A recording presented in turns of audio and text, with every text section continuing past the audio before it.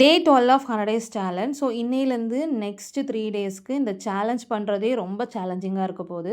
ஏன்னா, அம்மா, அப்பா வந்து ஊர்லேருந்து வந்திருக்காங்க. அது போக வந்து ஆஃப்டர் 3 இயர்ஸ் கழிச்சு தம்பி அப்ராட்லேருந்து வந்திருக்காங்க. ஸோ நெக்ஸ்ட் 3 டேஸ்க்கு வந்து நெறைய பிளான்ஸ் இருக்கு.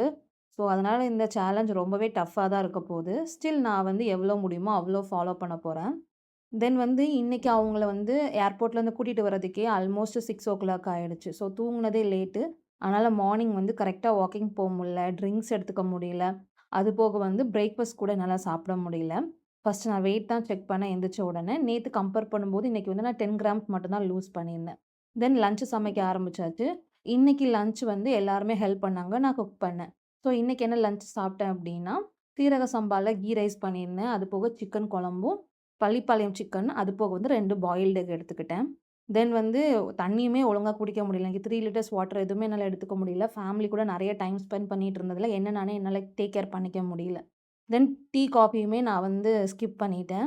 ஸ்ட்ரெய்ட்டா டின்னர் தான். ஸோ டின்னருக்கு வந்து 3 இடியாப்பமும், சிக்கன் குழம்பும் பிளஸ் மத்தியானம் வச்ச பள்ளிப்பாளையம் சிக்கன் எடுத்துக்கிட்டேன்.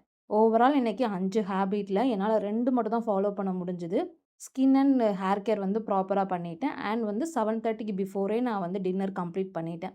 ஸோ இன்னைக்கு கொஞ்சம் ஹெவியா சாப்பிட்ட மாரி தான் இருக்கு. நாளைக்கு வெயிட் பார்க்கும்போது தான் தெரியும். கண்டிப்பா கொஞ்சம் கூடி தான் இருக்கும்னு நெனைக்கிறேன். ஸ்டில் பார்ப்போம். ஸோ இந்த 5 ஹேபிட்ல 2 மட்டும் நான் என்னது டிக் பண்ணியிருக்கேன். தென் என்னோட வெயிட்டுமே நோட் பண்ணியிருக்கேன்.